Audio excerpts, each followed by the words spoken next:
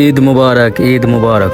সম্মানিত ভিউয়ার্স, আসছে আগামীকালকে ঈদুল আজহা উপলক্ষে এই ময়দানে এই চারিপাড়ার মানুষরা সবাই ছোট বড় এখানে ঈদের নামাজ আদায় করবে।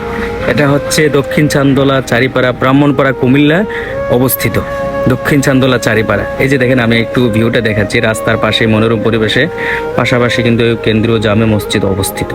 এমন একটি মনোরম পরিবেশ মিলাই তো খুবই কষ্টকর হয়ে যাবে। কেন্দ্রীয় কবরস্থান, কেন্দ্রীয় জামে মসজিদ, পাশাপাশি হাফেজিয়া মাদ্রাসা এবং কি ঈদগাহ মাঠ, পাশাপাশি মেইন রোড, এমন একটা মনোরম পরিবেশ মিলাইতে আসলে কষ্টকর হয়ে যাবে বর্তমানে। এই যে দেখেন, আমাদের পাশাপাশি আমাদের কেন্দ্রীয় কবরস্থান আছে। তাদের জন্য প্রতি সপ্তাহে সবার দোয়ার সুযোগ হয় এবং কি তারাও হয়তো বা তাদের আত্মাগুলো শান্তি পায় মসজিদের আজান শুনে, মাদ্রাসার তালেবুল আলেমদের কোরআন পাঠ শুনে। মাশাআল্লাহ, দেখেন কি সুন্দর মনোরম পরিবেশ। আগামীকালকে এই মাঠে ময়দানেই আমাদের সবার ঈদের আনন্দ ভাগাভাগি হবে এই গ্রামের। এই যে দেখেন, একটা কথা বলতে চাচ্ছি আমি খুবই দুঃখের সাথে। এই ঈদগাহ ময়দানে একদিন আমাদের পূর্বপুরুষরা যারা নাকি ঈদের আনন্দগুলো ভাগাভাগি করেছিল, ঠিক আজকে তারা মাটির নিচে আর আমরা হচ্ছি মাটির উপরে। কি নির্মম পরিহাস!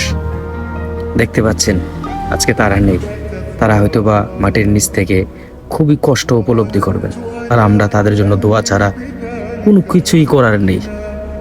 এই যে দেখেন, পাশে কবরস্থানের মানুষগুলো শুয়ে আছে, কত হাজার হাজার লক্ষ লক্ষ মানুষ শুয়ে আছে, যারা নাকি এই ঈদগাহ ময়দানে একদিন আনন্দ করেছিল, নামাজ পড়েছিল, কোলাকুলি করেছিল, গ্রাম শহরের মানুষ মিলেমিশে সবাই কোলাকুলি করেছিল।